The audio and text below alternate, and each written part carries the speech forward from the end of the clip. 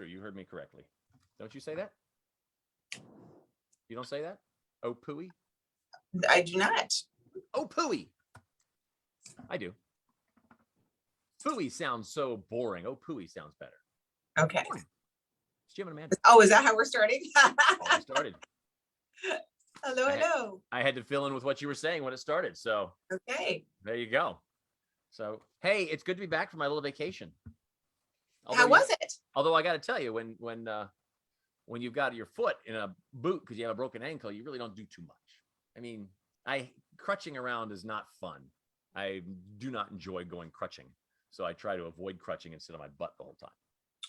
So really, it was a time off sitting on my butt. We did go camping on Friday, Saturday, and into Sunday, but I sat around there. We didn't do anything. We just sort of sat. I sat. You didn't make s'mores or cook? Because I know you cook like a lot when you can. I sat in the great outdoors, and we ordered pizza the first night. What? Well, What? The people we go with, their first night of camping is always pizza. Okay. So okay. Like, all right, we'll get pizza. So you know what the funny thing was is so we go camping, and whenever we go with them, they always get pizza first night, and there's always something happens with the pizza. Like the first time we went and ordered pizza, and it was a 3-hour ordeal to get the pizza. I am talking, it took forever to get that. We actually went, because it was during the pandemic when this happened, so there weren't a lot of places that were doing pizza. So, and sort of Indiana Parks had just opened up, so everybody was out and everybody was out doing things. And so we ordered the pizza. They said it's going to be an hour and a half. Okay, well, fine, whatever. That's what it is. And so we went to a bar next door and we started drinking some beers there. And then we're like, okay, time's up. And we go back and it was another hour and a half. It was insane. So we have a bad situation with pizza. So this time we go camping, and we were in 2 cars, and they went to the campsite, and then Tracy and I, we were going to go get the pizzas, and we're going to Loudonville, which is Central Ohio. And so we're driving to following the GPS, getting into downtown Loudonville, and all of a sudden the road's closed in downtown Loudonville. Loudonville's not a very big town. Their whole. What's it called? What town? I believe it's called Loudonville. And okay. It's kind of like over by the Little Miami by Morgan's canoe rental, all the canoe rental places they have over there. Their whole economy basically is the Mohican National Park or State Park and the canoeing. It's all canoe rentals, and that's what they do. It's all tourists, all camping and stuff. Okay. So we pull in to Loudonville, and the road's closed. There's a big tent right down the middle of the road, and it's Main Street. We're like, oh, geez. So we go to it's a festival looking tent too. So we make a right because we can't go straight. And it turns out they're having this massive festival, street fair downtown. And we have to go to the right. We go down 3-4 blocks to the right. Then we have to cut over, and then we get to the other side. And I can see the East of Chicago pizza place we're going to. And I realize it's in the middle of the festival area and it's all closed down. Sounds like you're going to a festival. Yeah, so then we go down 6 more blocks this way. And I'm like, Tracy, we're going to have to stop, and you're going to have to get out because I can't get out and crutch over 3 blocks. Man. To get your wife cannot wait for you to get out of this boot. Oh, I can't wait. It's gonna be great. It's gonna be glorious. Tracy's gonna love it. So we pull into a Taco Bell, and she gets out and she goes over and walks to get the pizza. But I gotta tell you, it was crazy. It was, how when you watch movies and they show small towns and there's like a festival going on, or TV show and there's a festival going on, and there's all these people just coming in. It looks so unnatural. They're just flocking in. You're in the smallest town in the whole world in this movie, and people are just flocking in. You're like, it's not real, man. That's what it was like here. I have never seen so many people converging on one place, on one point on a Friday night. And this town is small, and they were coming from all over, Amanda. It was like a movie. It's like, well, it sounds like there was nothing else going on. This is really wild. It's a good street festival. Actually, it's been going on it started on Tuesday. So it was like the place to be. So anyways, it was a little interesting getting our pizzas for that night, because Tracy had to then get it, and then walk back. And then we had to work our way out of this crazy downtown. We get to the campsite, and I found out why they always order pizza on the first night. Turns out because they want to go to a festival.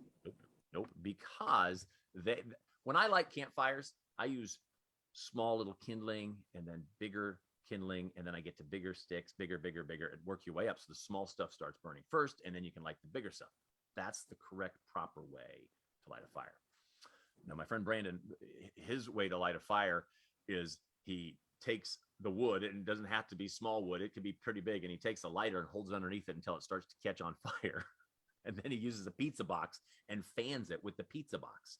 So the whole time he's fanning it with the lid of the pizza box. So he has to get pizza. So he has a pizza box. And then if he needs to light it a little bit more, he rips up the rest of the pizza box. And that's his cardboard he starts the fire with. And then he keeps that pizza box. That sounds like a TikTok solution. It is. A TikTok hack to It's the lighting a fire. It's the funniest thing to watch him lighting the fire. But that's why he gets the pizza. Long story, that's why he gets pizza on the first night I figured it out. Okay. They need the pizza box to light it. There you go. But it was a fun time. But I just sat around the whole time because I couldn't do anything. Wow. Boring. Well, I'm exhausted. I know. I was exhausted too. And especially because we were on a little bit of a hill, and I got one of these boots on, and you can't bend your foot. So try going up a hill when you have a boot and crutches. Yeah, it is amazing how we take for granted our body parts when they're working. Right. When your ankle bends, you forget that a bending ankle is a good thing until you can't bend it. Right. Right. It's crazy. I hear you, buddy. We have a couple cool things about dogs, dog stories. I have one, and then Amanda was able to up me with her dog story, which I thought was kind of cool. I loved your dog story. That was really cool. Since yours was so good, do you want to go first? Sure. I thought this was a great dog story because we all love dogs. This story is amazing. I mean, not often do you come across a story that can combine a dog story with a meteorite story, but we got one today. It doesn't happen often. It doesn't. So this, dog saves owner's life. She's sleeping in her bed. She's dreaming about, I don't know, Michael Bublé. And her dog wakes her up barking. She's all irritated. She gets up. She's like, what are you barking at? And just as she gets up and starts asking the dog, what on earth are you barking at? I'll tell you what he's barking at. He was warning her like Lassie, saying, lady, get up. There's a meteorite coming through the ceiling. As soon as she got out of the bed, the meteorite landed in her room on her bed. She's like covered in all kinds of debris and soot and burning ash and whatever. And she looks over at the bed, and the meteorite was sitting right on her pillows, right where she had just been sleeping. So if the dog hadn't barked and warned her and sensed that danger was on the way, she'd be dead. Dead. Ooh. What a way to go. A meteorite. What are the odds? I'd be going out and buying a lottery ticket. Can you imagine writing the headline? Let's say and thank God she wasn't, but let's say she had been hit by the meteorite and her head had been destroyed. What would the caption, what would the headline be in the newspaper? I mean, the story would be completely different, but how would you, what would the headline? It'd be kind of fun to write the headline for it. I don't know. Yeah, I don't know. A woman flattened by meteor while sleeping. Decapitated by the. Decapitated by meteorite. Yeah, that'd be kind of fun. I don't know. What are the odds? That's just crazy stuff. And then you had a dog story too about people going to Vegas, which is almost like. I thought this was amazing because you know how every little kid always wants to go on the trip with mom and dad.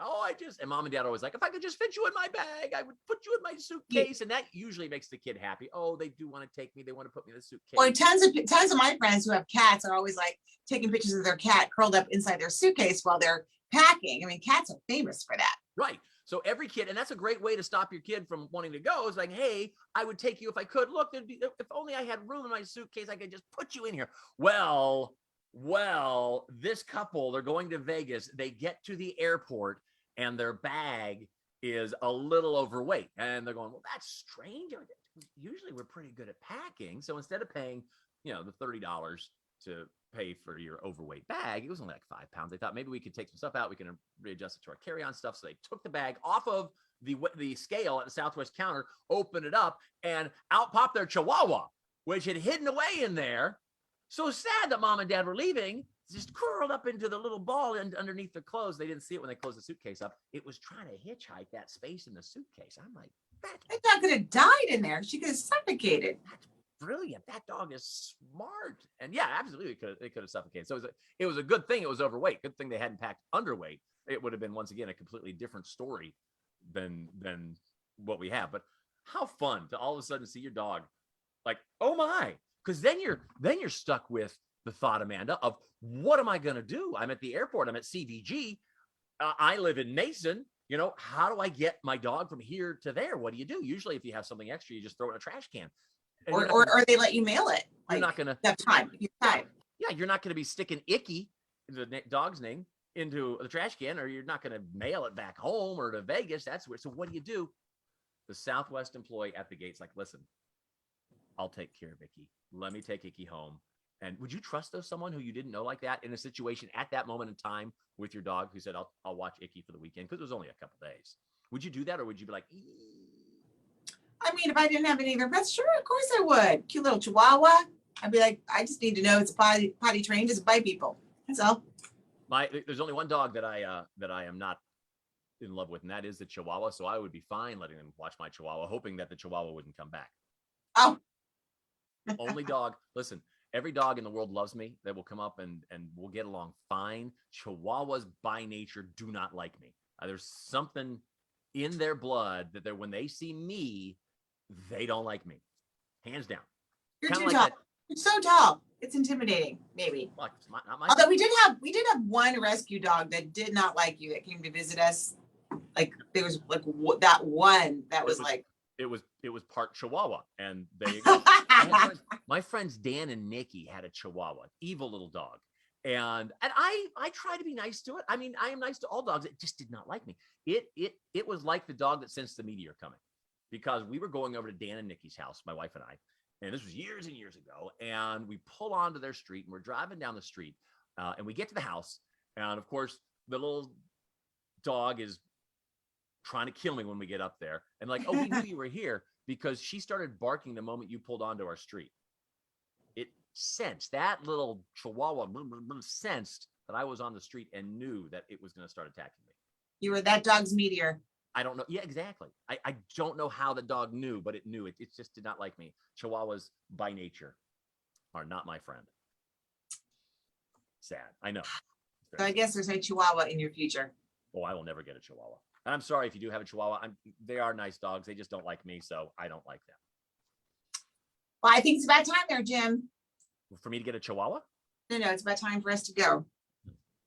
I don't want to go. I know you don't want to go, but we have work to do. We have a 25K workday payday keyword to Really? make sure we have correct before we announce it at 8:05. The word today is Chihuahua.